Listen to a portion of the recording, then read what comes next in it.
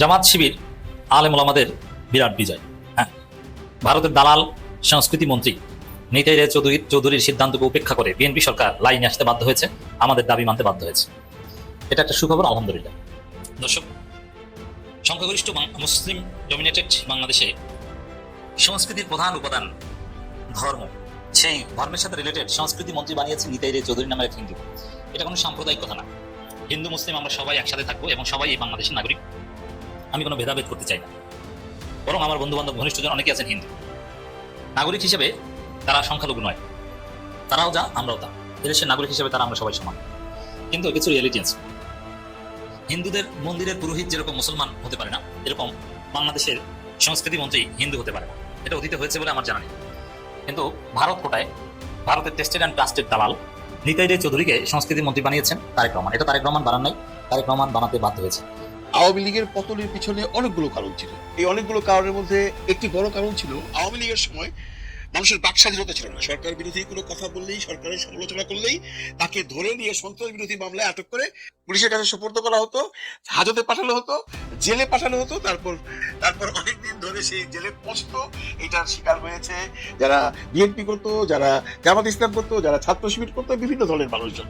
মানে ওই সময় আপনি সরকারের বিরুদ্ধে কোনো সমালোচনা করতে পারবেন না। সমালোচনা করলেই আপনি অ্যারেস্টেড হবেন এবং আপনি সন্ত্রাস বিরোধী মামলায় আটক হয়ে জেলে পচে পড়বেন।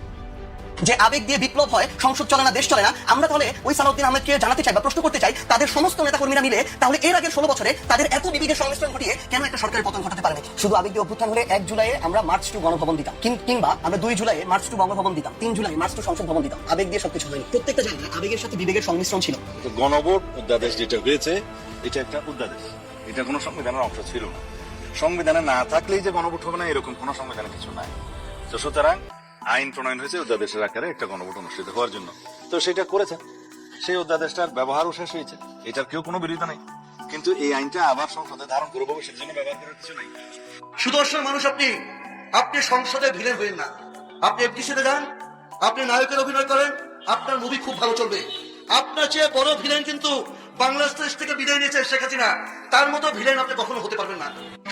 1 নম্বর বাদ করে দেওয়ার প্রস্তাব করছে কি জানেন? গুম প্রতিরোধ ও প্রতিকার অধ্যাদেশ বাতিল, বাংলাদেশের মানবাধিকার কমিশন গঠন অধ্যাদেশ বাতিল, দুর্নীতি দমন কমিশন অধ্যাদেশ সংশোধন অধ্যাদেশ বাতিল, সুপ্রিম কোর্টের বিচার বিভাগীয় পৃথক সচিবালয় গঠন করার অধ্যাদেশ বাতিল, সুপ্রিম কোর্টের বিচারক নিয়োগ করার কমিশন অধ্যাদেশ বাতিল, ব্যাংক রেজলিউশন অধ্যাদেশ বাতিল। আছে কি বিএনপি সরকারের মানে সুখে থাকতে ভূতে গিলায়, ঠিক আছে। জুলাই বিপ্লবের পরে ইউনিট সরকার আইসা কিছু অধ্যাদেশ পাশ করছে। এগুলোর আন্ডারে আমাদের বিভিন্ন ধরনের মানে যারা জনগণ আছে তাদের প্রোটেকশন দেওয়ার জন্য, তাদেরকে মানে রাষ্ট্রের নিপীড়ন থেকে হেফাজত করার জন্য কিছু অধ্যাদেশ আনছে যেগুলো আমাদেরকে প্রোটেকশন দেবে। ঠিক আছে, মনে আছে আগে আওয়ামী লীগের বিরুদ্ধে কিছু লিখলে চলে যেত, আইসা সাদা পোশাক আসে নিয়ে যেত, তারপরে আপনার কতজন মানুষ গুম হয়েছিল, ইয়ে হয়েছিল, কোনো খবর। এগুলো প্রতিরোধ করার জন্য এই অধ্যাদেশগুলো আছে। আর বিএনপি আসে একটা একটা করে সবগুলো 11টা অধ্যাদেশ তারা এখন ক্যান্সেল করার জন্য এরা আবেদন করছে এই অধ্যাদেশগুলো দেয়। আগের এমপি মন্ত্রীরা তো দেশ ছেড়ে পালাইতে পেরেছে। এবারের এমপি মন্ত্রীদের বেশিরভাগ মানুষ ল্যাম্পটা করে মারবে, বিশ্বাস করে। এই যে এবার নেপাল শ্রীলঙ্কা হয়েছে না, শরীরে কাপড় পরেন ট্রাউজার থাকবে না, এই মনে একটা অবস্থা হবে দেশে, দেখে রাখেন। আপনারা জুলাইয়ের বিপক্ষে যায় না, জনগণের বিপক্ষে যায় না, কারণ জনগণ এখনো রক্ত গরম রয়ে গেছে। যদি আবার মাঠে নামে ফালানোর জায়গা পাবেন না, বলে দিতেছি। আপনাদের কাছে দৃঢ়ভাবে বলতে চাই যে দাবি আদায়ের নামে কিংবা আন্দোলনের নামে সাধারণ জনগণকে তাদের উপরে জুলুম করা বা তাদেরকে জিম্মি করে কোনো ধরনের কার্যক্রম আমরা হতে দেব না। আমরা চাই এদেশের মানুষ নির্বিঘ্নে চলাফেরা করবে, তাদের যে স্বাভাবিক জীবনযাপনের যে প্রক্রিয়া কার্যক্রম সেখানে যেন কোনো রকম বাধা না আসে, সেজন্য আমরা